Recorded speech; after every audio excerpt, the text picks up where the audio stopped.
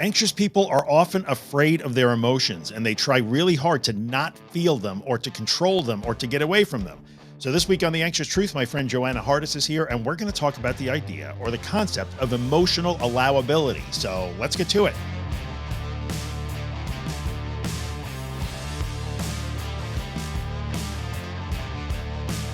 Hello, everybody. Welcome back to The Anxious Truth. This is the podcast and the YouTube channel where we talk about all things anxiety, anxiety disorders, and anxiety recovery, and I guess mental health in general. Anyway, I am Drew Linsalata, creator and host of the Anxious Truth podcast and YouTube channel. I am a therapist practicing in the area of anxiety and anxiety disorders in the state of New York in the US of A. I am a former sufferer of panic disorder, agoraphobia, OCD, depression for many years of my life on and off, but better now for a very long time. I'm an author on this topic, a psychoeducator and advocate, and clearly a guy with a microphone that hosts this podcast and another one called Disordered, which you'll find at disordered.fm. So if you like The Anxious Truth, you'll love Disordered. This week, we're going to talk about the concept or the idea of emotional allowability. I'm going to be joined by my friend Joanna Hardis. Joanna is a very well-respected and long experienced therapist practicing in Cleveland, Ohio. Cleveland rocks. Joanna specializes in the treatment of anxiety and OCD as well. She is a colleague. She is my friend. I am proud to call her a friend. I trust her. She is not a huckster. She's not just trying to sell stuff. She knows of what she speaks. And she speaks often about the concept of emotional allowability. Now, she kind of took it out of sort of the relationship sphere as an alternative to the idea of emotional availability, but learning to be emotionally allowable, which is accepting that you're going to have emotions, even really difficult ones that are hard to feel, is really important in our community, right? In a population full of people who are struggling with chronic and disordered anxiety, who often learn to become really afraid of their emotions because they instantly morph into anxiety or fear or even panic. The idea of becoming more open to emotional experiences, especially intense and difficult ones, seems daunting. So we're going to talk about the idea of emotional allowability and how the idea that we can prevent or control emotions is kind of silly anyway, because we just can't, at least not in our view. So we will get to Joanna in a second. Just a quick reminder that The Anxious Truth is more than just this podcast episode or this YouTube channel. There's a ton of more other goodies and resources, most of which are free. And if there is a cost with any of them, it's a pretty low cost. There's books and workshops and things of that nature and all the other podcast episodes and my social media stuff. And I'm knocking stuff over on my desk at my website. Go check it out. It's all at theanxioustruth.com. Avail yourself of all the goodies, free and otherwise. Just wanted to remind you to do that. And yeah, let's get Joanna on. We will talk about emotional allowability, and then I will come back in the end and we'll wrap the whole things up. Bruh. What's up, bruh? Bruh. I call Joanna bruh. She calls me bruh. It's probably not right, but that's what we do anyway. Emotional allowability. Let's get right into it. I want to dive right in because this has been like a little bit of a pet peeve for both of us for a long time in our little rant sessions that we conduct sometimes. Yeah. The idea, and I understand, like people who are really agitated, suffering, afraid, they're not in a good place. They just want relief. They often feel like they're trying to control their emotions. They should be able to control their emotions. Yeah. Are Yeah. they controllable? No, of course not. Okay, guess Well, again. no, well, let me think about that. No, Yeah. we can't control, like, emotion. A lot of the times, emotion, we might feel something. We're going to feel something. Mhm, That being said, though, we can control how we respond. And if we're going to amplify the emotion, mhm. or if we're going to try and do something which might make the emotion like dial it down. Yeah. So I do believe that once we feel it, we can make it worse or make it better. Yeah, which I think makes sense. And sometimes Yeah. I think the target that people accidentally start to shoot at is or maybe it's a better way to describe it is if somebody finds that they're experiencing an emotion that they don't really like, they might even be afraid of it because you know as well as I do in our population, people can start to fear their emotions. Sometimes they will declare failure just because they had that emotion. Like they should have had some sort of way to engineer themselves or their environment or their day so that that emotion would never get triggered. Right. Right. You see it a lot with parents. Ooh, that's a good point. You're right. Yes, parents think that, like, I should always be on, or I should be happy, or my child should never see me upset or anxious or sad or human or feeling a bad emotion. Yeah. Yeah, that's a really good point. So Yeah. somehow or other that we get trapped into this cycle where it's like, oh, if we do it right, those emotions we don't like, whatever they happen to be, it doesn't matter, won't ever get triggered. We can Yeah. actually prevent ourselves from making that emotion. But Yeah. Right. I always say, I think emotions are like thoughts. We don't get to pick, we could get to pick what we think about. We never get to pick what we don't think about. And I Oh, I think love it's that. the Yeah. same with emotions. Like you don't get to pick to not have an emotion. I don't even think you get to pick to have one, to be honest with you. I really don't either. Yeah. No. And I think it's hard because, like, getting back to parents, like, same is true for your kids. Me oh, right, like you should they run you mean the trap becomes like, "Oh, my kids should also always be happy and always be positive and always." Well, yeah, because think about it, a lot of parents struggle when their kids are upset. And think about it, like, how many times, and I'm not saying, like, I like seeing my kids upset, not at all, but, like, how many times do we swoop in as parents, like, "Oh my gosh, my kid's upset, like, I have to swoop in and make it better." Or take away their distress, or fix it, or like, we have a hard time seeing our kids upset too, and we think our kids should always be happy, or it's our job to make our kids happy. Yeah.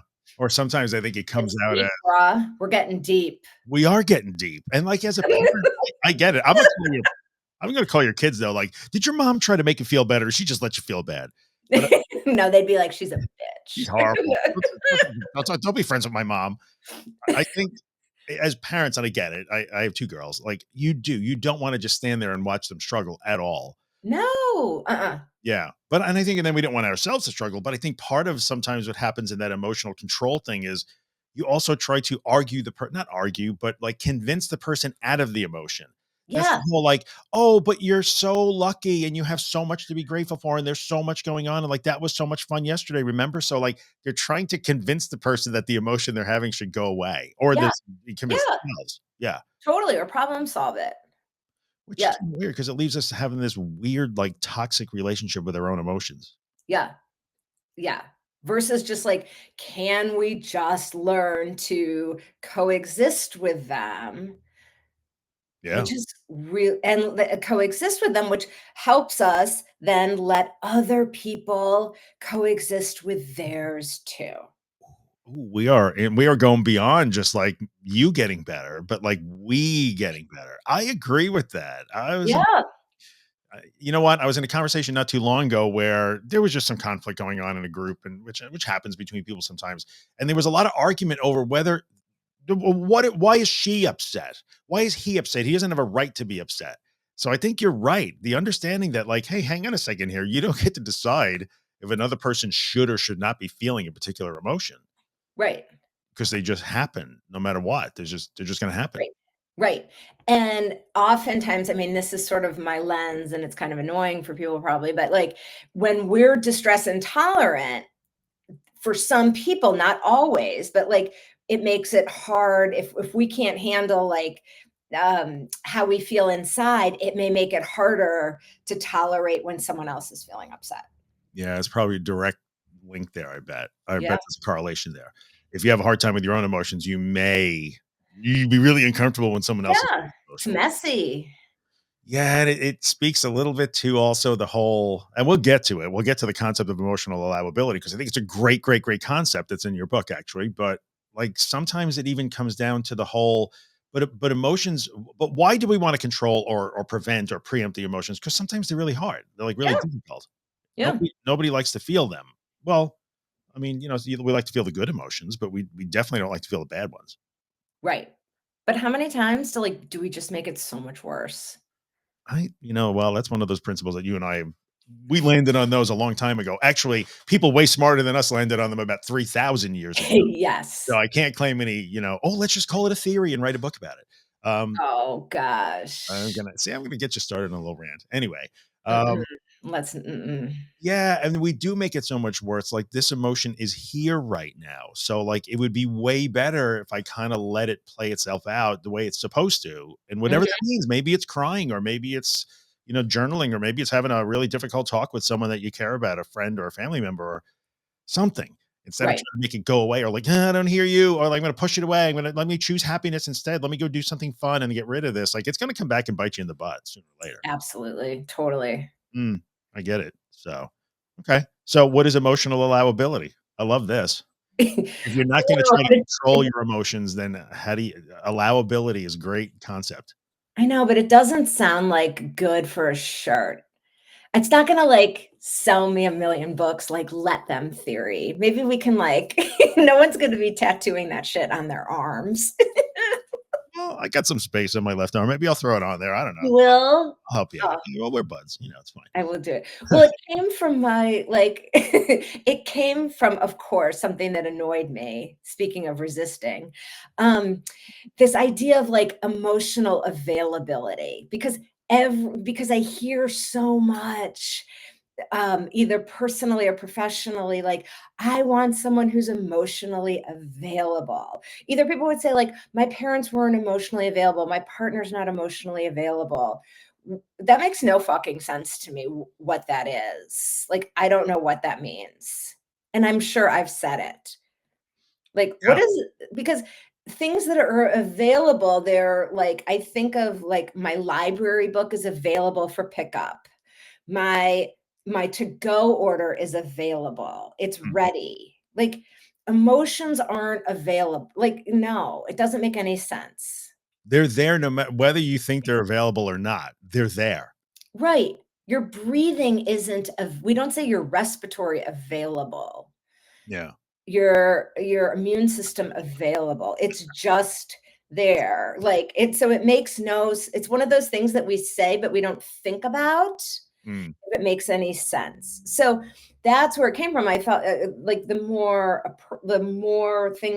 appropriate thing is like we want to be allowable for emotions, which means like we want to be able to experience the alphabet of them, Mm. not just the ones that are more pleasant to experience. Yeah, that makes a good point. I guess in that relationship, that's because we hear, I think I hear it most often there.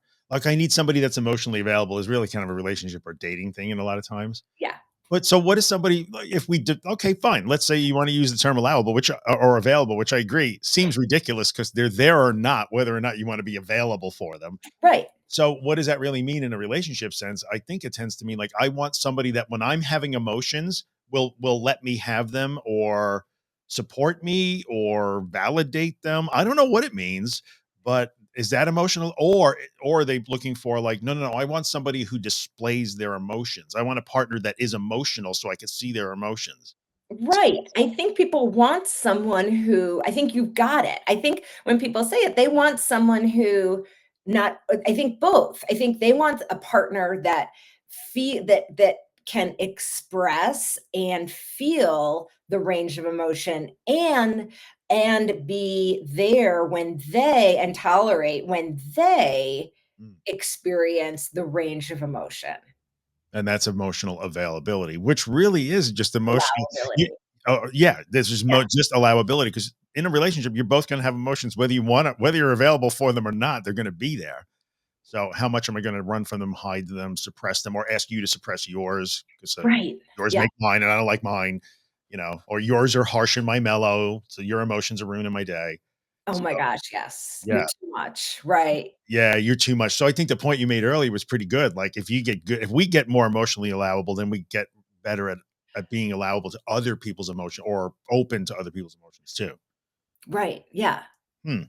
What about now we're going to go off on a little bit of tangent, but what it made me think was emotional intelligence starts to sound like one of those ridiculous terms too. Then like it's emotional intelligence. Like, and I know there's books written about this, and I know that there are people right now they're getting a little bit angry at me because don't be coming after my emotional intelligence. But is it intelligence or is it just again allowability? Like the person who's emotionally intelligent experience, seems to be good at experiencing their emotions without maybe getting carried away by them or making rash decisions. So does that make them emotionally intelligent or just Right. non-resistant? Right. Like, what is emotional intelligence? Is that just allowability? I think it's pretty good. I wasn't expecting to go here, but if I was pressed for an answer, I think emotional intelligence is not actually an achievement or a skill. it's actually doing less about your emotions because, like, you're just allowing them to be organically. It's not a special skill that people develop where they learn to manipulate them and read into them properly and like somehow process them correctly. And like there's a correct way. I mean, there might be an incorrect way, but there's definitely no correct way. So I never read the book. yeah, there's a ton of books on emotional intelligence, and it was a hot topic. It always is, but it was a hot topic for a little while. But it's allowability or Uh-huh, flexibility. uh-huh. Yeah. So for somebody who's listening to us, who I mean, our audience is our audience, and they have a really hard time. And it's something that I didn't expect to find when I turned on a microphone for the first time 11 years ago, however long it was. 15 years ago, sorry. Yeah, it's like 15. 15 years ago, I started talking into a dumb microphone about anxiety, but it was Wow. 2010, yeah. So, I did not expect to hear. I mean, it was my experience that I was an anxious person. Every emotion did turn into fear instantly. It would instantly morph into anxiety, panic, and fear. But I never thought of the whole like, "Oh, I'm afraid of my emotions," but many people listening to us right now are. They're very afraid to get too emotional because they feel like they're gonna be broken by it or overwhelmed by it or somehow swept away. They won't be able to control themselves when they get too emotional. I don't know. So how do they become more allowable then? Well, part of it is that's a great question. Part of it is, I think learning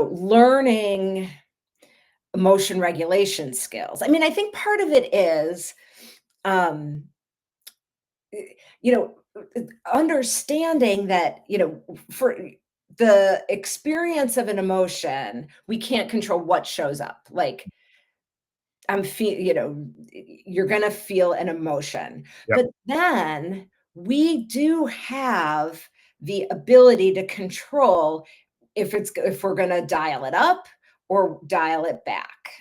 Mm, yeah. And it probably starts with the thing you just said, which is we don't get to decide not to feel an emotion. They're going to show up whenever they do organically.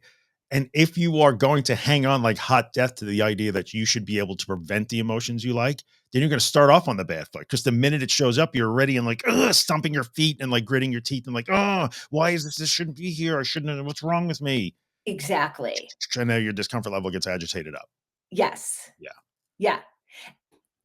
And Yeah. I think, and people will say, well, well, it just like it comes and it's 100. And it's like, okay, well, it may feel like that. And certainly some people are more sensitive. Mhm. And so they may, so some people trajectory, they may bounce higher, quicker, and come down faster or slower. So that trajectory is different.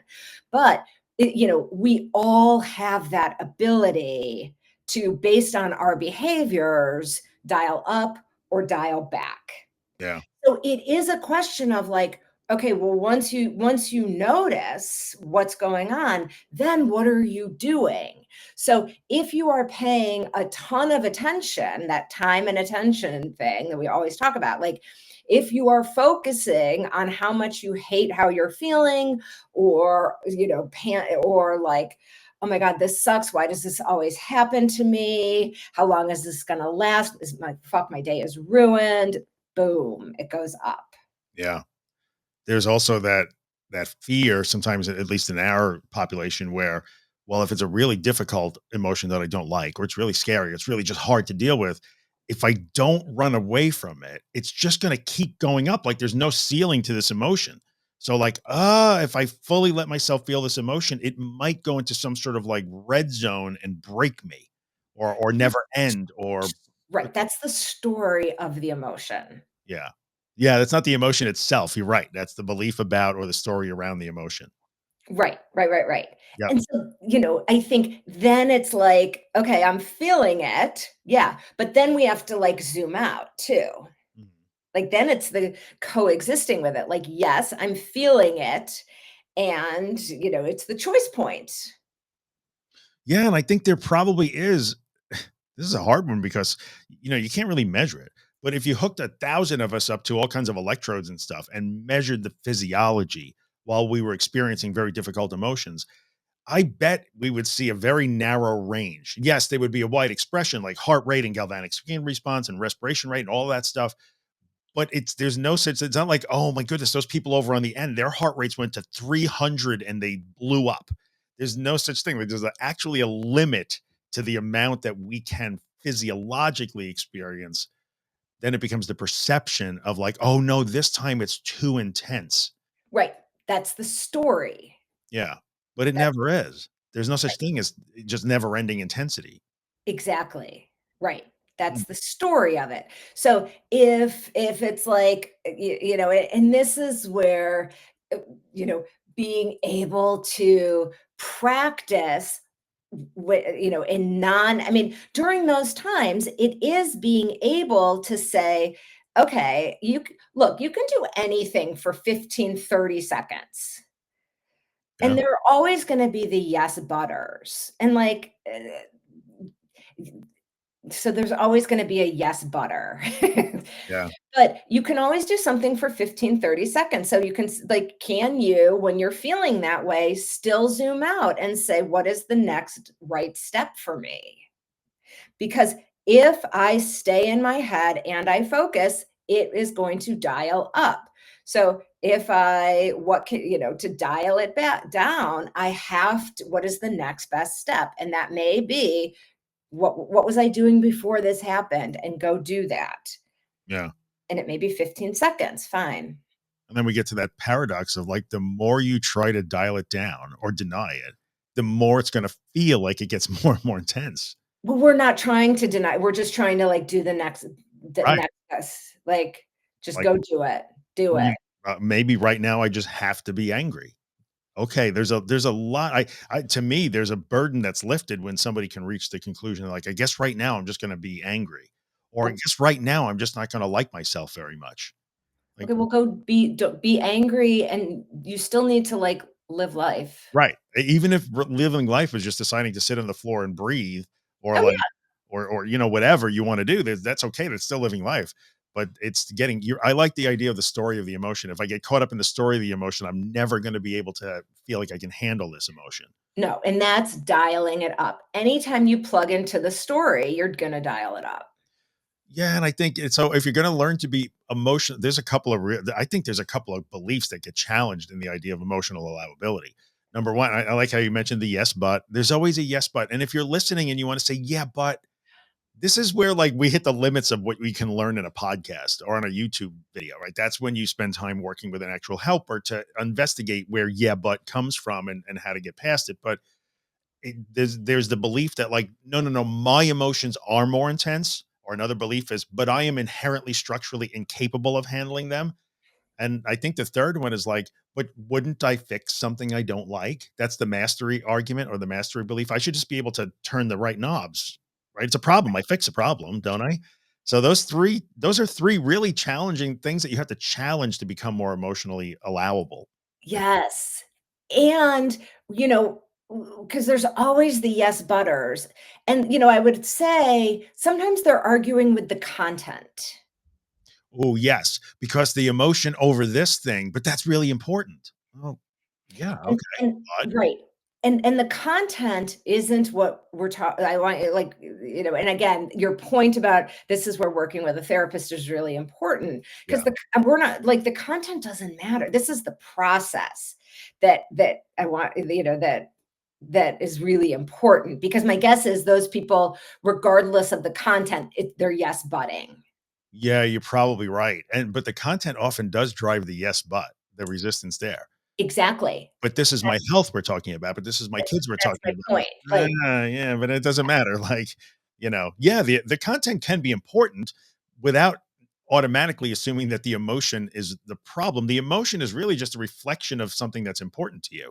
So right. like, okay, well, it's allowed to be important, but it still doesn't mean that you get to manipulate or stop or control the emotion. Right, exactly, and the process is still what happens when you hit something that really is challenging, and it's like, oh, it's like you find a way to resist it. Yeah. And even when that resistance strategy or being emotionally unallowable or unavailable or whatever you want to say, emotionally unallowable is pointless because it's there anyway. Right. Yeah. So there's no Yeah. point in it's like I can't accept my anxiety. Well, I can't allow my emotions, but they're there anyway. So Yes. Yeah. wouldn't it seem like the best move is to try to open up to that experience a little bit more and say, well, since they're coming anyway, I guess I'm going to have to learn how to get better at having them, regardless of what the content is or what the context is that they appear in. The process of being emotional is still something I have to learn how to do. Right. Yeah. And, I spent many years in this yes budding. I still find myself there a lot.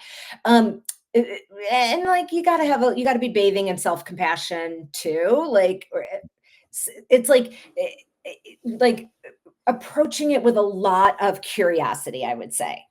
Like if you find yourself listening and you're like, oh, this is kind of me, like really trying to, you know, like giving yourself grace because my guess is this pattern developed, for a reason, and it's adaptive, and there's probably a lot of fear obviously there's tons of fear, and so to really approach it with grace and compassion and curiosity Mm.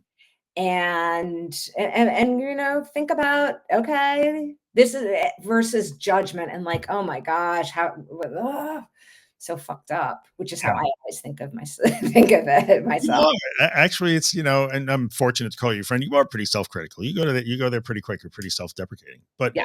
Yeah, but yeah, so there's the I want to resist the experience of the emotion itself, and then I want to completely deny my ability to be worthy or capable, or I'm just going to call it a personal failure, not only to have the emotion, but to fail to handle it. And you're right. If you don't, and you know what? We all just arrived here. That comes, who said that? That's the CFT guy, compassion focused therapy guy. Like, what if we just agree that, yeah, I think that might have been it. I have the book is in, or whatever his name is. Yeah. I'm reading the book. I haven't finished it yet, but like, I love the idea that, well, you just arrived here. Well, what's wrong with me? Why do I get carried with my way with my emotions? Why can't I handle it? Why can't I let go? Why? Well, you just arrived here. There's about a billion variables that put you right here. Let's start where you are and like work moving Yes. forward. Right. So, Yeah. yeah. Yeah, yeah, yeah. Yeah, biology and culture and like environment and all of that stuff, like lessons that you learned, experiences. Like there's a ton of things that got you to be emotionally unallowable. But okay, so now let's work on it. How's that? Right. And none of us, let's remember, none of us, I don't think, certainly not our generation, Mm, grows up no like learning how to experience emotions. Like, so it's not like we ever learned this stuff. I think you're right. The only person who, yeah, I don't want to like overgeneralize, right? We all do seem to talk about this. Like it seems like too many people will say, "How come no one ever taught me this?" For it to be coincidence. However, that's not scientific.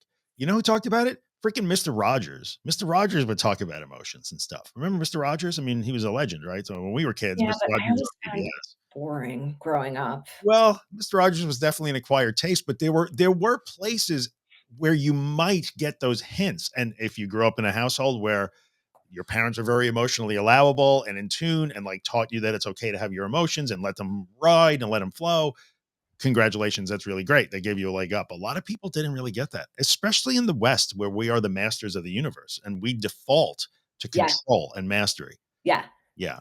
So that's kind of tough. And I think for a younger generation, I mean, I'll throw it out there. I can't tell you the number of people that I work with who are younger than us. And this isn't a get off my lawn moment, even though it sort of sounds like one. And you can interpret that if you want, that will automatically go to the internet or social media for instructions on how to operate their emotions optimally. There must be an optimal way to process an emotion or control an emotion or pick the right outcome or always be in the right lane and the right mindset. And that's just ludicrous in plain English. On a podcast, I could say that. It's yeah. it's ludicrous. That's a pointless exercise. So I don't know. All right. Emotionally allowable. Like, it's about trying to control your emotions less, even though that's really scary sometimes. It is, yeah. Yeah.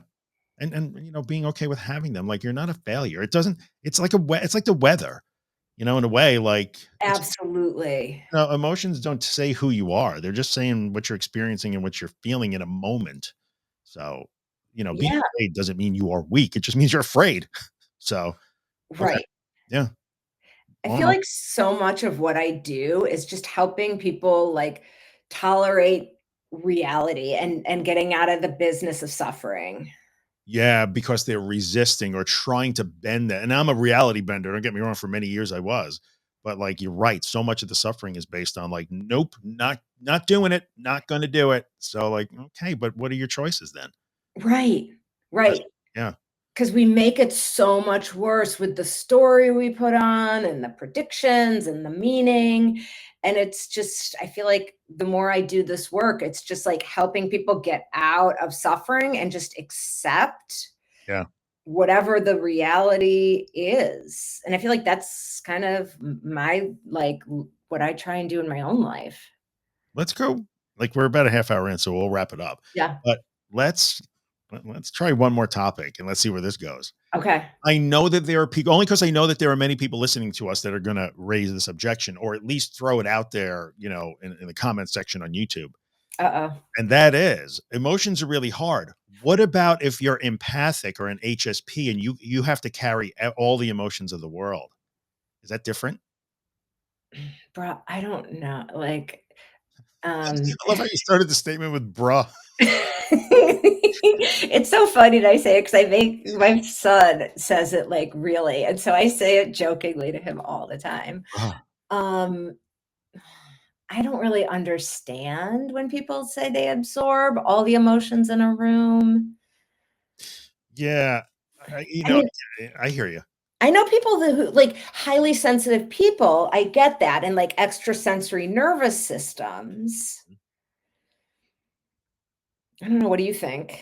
Well, I don't know. Again, I don't want to invalidate anybody's experience because Yeah. I wouldn't claim status as an HSP or an empath in any way. But that doesn't mean that my experience doesn't mean it's your experience. But I tend to, and this only comes from the experience of working with a few people who would plant that flag, right? And say, like, my yes, but is that I'm an HSP or I'm empathic, I'm an empath. So what you're talking about doesn't apply because I carry the emotions of the world with me. Mhm. Okay, well, if you feel so maybe it's a matter of degree. Is there a limit to emotional allowability? I don't know that.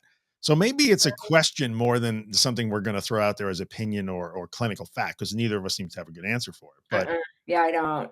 how does somebody who identifies as an empath or an HSP feel about emotional allowability when a lot of times that population seems to spend a lot of time trying to figure out how to protect themselves from emotions?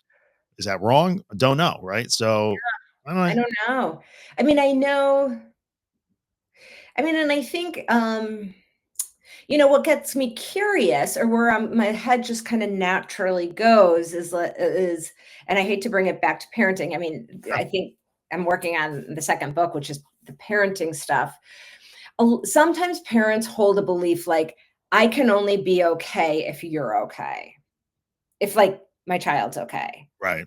And so I wonder if and that can be problematic, you know, that kind of like belief. Yeah. I hear And you. s and so I wonder if an empath or an HSP and I don't know, has like a similar belief system, like, because that would be really, really challenging and hard if they can't be okay and regulated. Like, how do you regulate yourself if like, everyone around you isn't regulated? Like, I don't know.